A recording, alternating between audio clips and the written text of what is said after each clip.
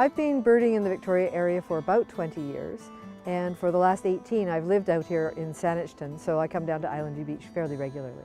This is a unique area in Victoria. There's a lot of habitat here that you can't find in other places.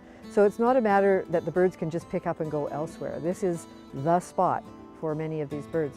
Shorebirds and brant in particular, there's only 2 or 3 places around the whole regional district that the habitat is suitable for them. And so we see them as a very high priority for the park.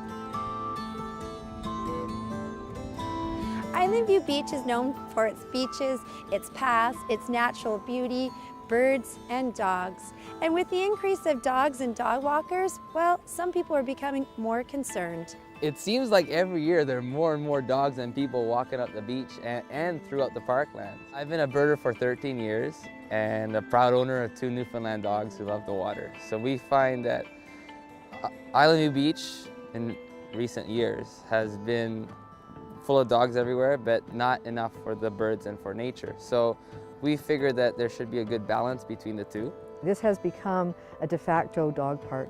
The predominant people that are using the park are dog owners, whether they have their dogs on or off leash. We see a lot fewer families. We see a lot fewer individuals without dogs. Because they're off leash, it's becoming more and more popular, and the birds are getting less and less time to rest and be able to feed and nest.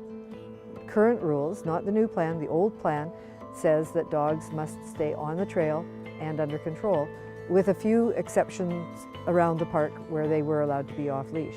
But over the years, through lack of enforcement and increased use, people have just gotten used to the idea that they are allowed to run their dogs everywhere.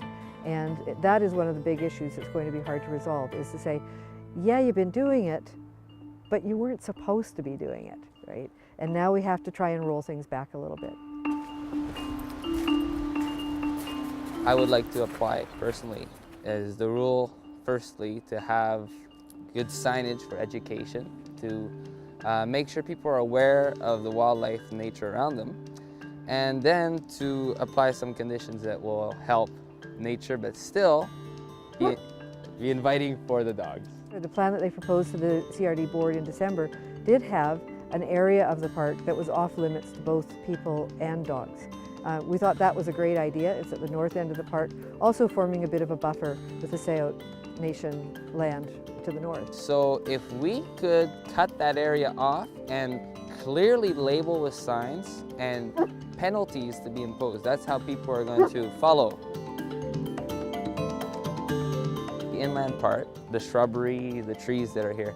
Okay, this is a procedure that we've done in Uplands Park for many years, and it has worked really well. And that is during bird nesting season, so April, May, June, maybe July, to have dogs strictly on leash. And that because the parks like these have many ground nesting species, and one of special concern in particular is common nighthawk, which is an endangered and declining species across North America. But there are also many low shrub nesting species such as bush tit, chestnut-back chickadee, and dark-eyed junco that can also be very susceptible to dogs running and trampling through the shrubs. Most animals, most birds, don't understand how a leash works. And where we see a dog, they see a wolf or a fox. So having dogs around can still get birds to react to them. The north half, that's where at low tide you get the sandbars, you get more eelgrass, you get the rocky areas for them to roost on. We should put an area towards the north end just for the birds and the wildlife.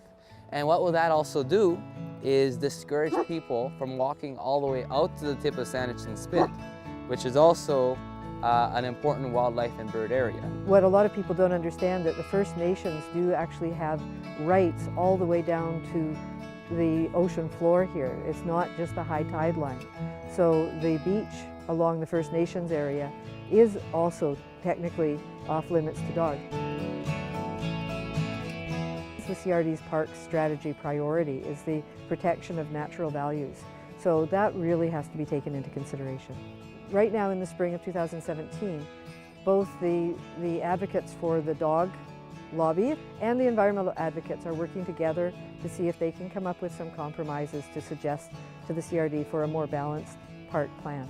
and we're optimistic that that's going to happen, but it will be going back to the CRD in March, and we'll have to see where it goes from there. Hopefully in the future there will be a solution where all park users as well as wildlife can coexist. I'm Tara Keeping with Community Producers.